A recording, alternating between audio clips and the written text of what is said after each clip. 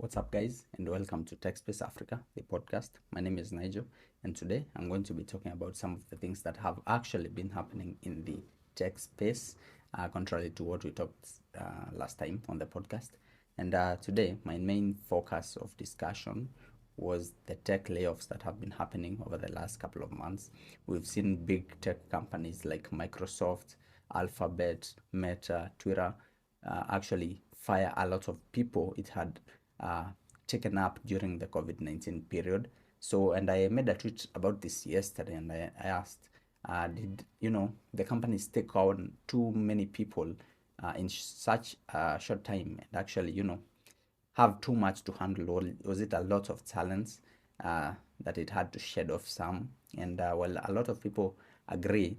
On my research, some people are saying it's about the money. So I went out as anyone would, and I did my research, and it was very interesting to see that many of these companies that are firing people actually have a lot of profits. They are recording like incredible amounts of profits. So it's not about the money.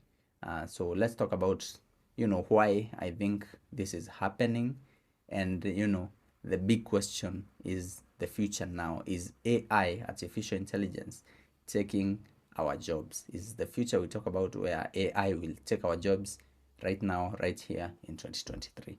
So in the last 3-4 months, Microsoft has laid off about 10,000 skilled workers.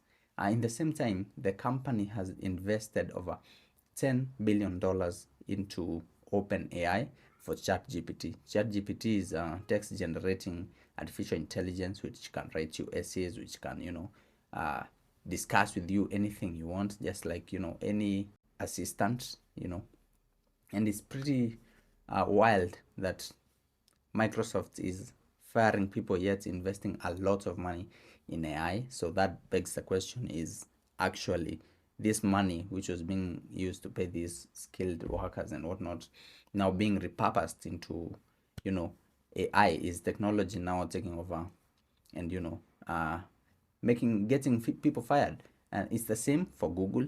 Google has laid off over 12,000, and the company is also working on an AI to compete with ChatGPT. So it was very interesting to see this.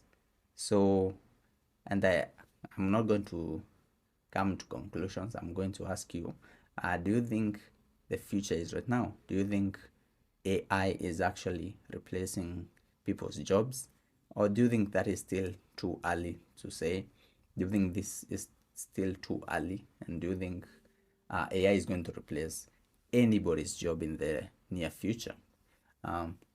Anyways, that was just something that has been on the top of my head for the last 3-4 days. It's very interesting, but it's also very sad to see a lot of young people, skilled people, talented people get fired, lose jobs, lose their sources of income. So my heart goes out to them.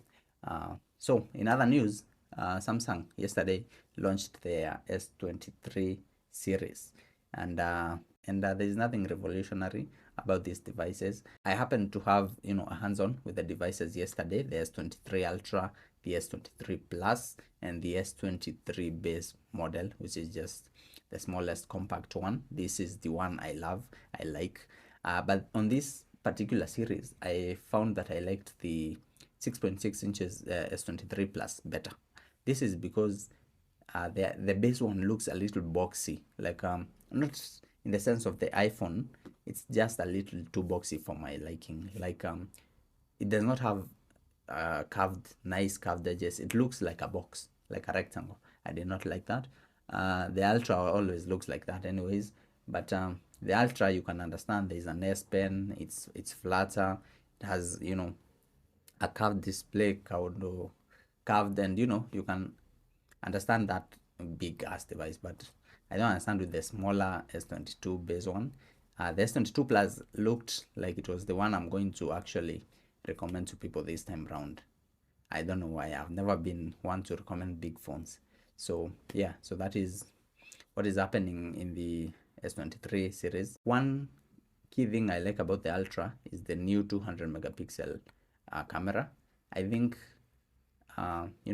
cameras are getting boring over on smartphones now. So seeing a leap in the amount of megapixels and seeing a leap in the amount of pixels you can cram into a photo and bring out more details, more exposure, more dynamic range on these kind of photos is amazing. When you start shooting in the pro, I think they call it the pro raw or something. If you start shooting in raw, you'll have like good quality in terms of photos, and I think that's pretty neat because just what else our camera is going to be doing? They are almost perfect. They are cool for what they can do with a small size lenses on the smartphones. So yeah, just cram some more megapixels, make sure we can zoom in, make sure we can zoom out of the pictures without losing any quality, and that's pretty neat for now, I guess, until the next revolutionary tech comes into the cameras in smartphones. So apart from that, the devices are the flagships, so everything else is nice. Another thing I like about the S23 series is that they all come as standard with a Snapdragon 8 Gen 2. This is a custom, actually, Snapdragon 8 Gen 2 for Galaxy, and it's now on every S23. There is no Exynos chip.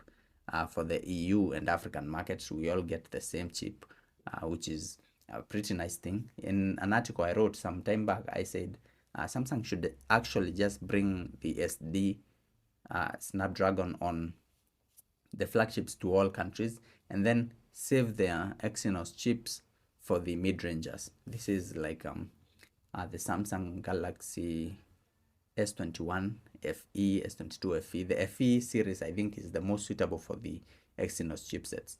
You can say the Exynos is pretty high for budget, so you can use MediaTek for budget, but I think the Exynos is best suited for the A74, the A73 5Gs and whatnot, and then the MediaTek will go to the A or some things, and yeah, that's pretty neat. Another thing that Samsung announced yesterday was the Galaxy Books.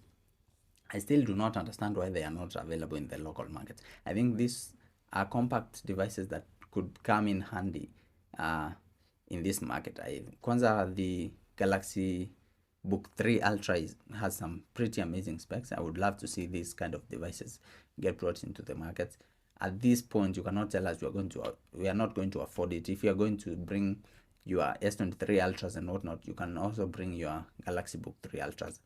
I don't get why you don't think we can afford them. So yeah, just bring them. Speaking of laptops, Asus is launching their foldable laptop in Kenya. If a brief I received is anything to go by, I don't know if I'll get a hands-on, but I personally do not like folding laptops. I think okay, all laptops are folding, but the kind of folding laptop I'm talking about is when you have a big old screen and then no keyboard, or if you have a keyboard, it's coming on top. So the laptop I'm talking about is the ZenBook 17. Yes, and this is a pretty huge, unfolded. When unfolded, it's a pretty huge laptop, and I still do not get the concept. Like, why do I need a big old, screen like monitor to fold, and so it can become a laptop? Because when you unfold 215 inches, it's a big screen. So I still don't get the concept. I don't know. Maybe some people who are in the tech scene who have not been fired can tell us. Maybe they like it for coding. Maybe it's good for productivity.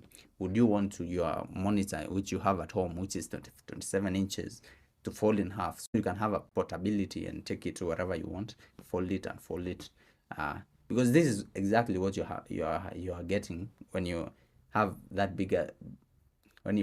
big screen, and then now you have to carry another keyboard and mouse. So it basically the portability is gone. So I still do not understand that, but if we get the device in house, I'll be very happy to review it. Maybe it will grow on me. So thanks guys for subscribing, watching, viewing, sharing, liking, commenting. It's been a pretty cool journey for the last 3 weeks, and I'm grateful. See you next week.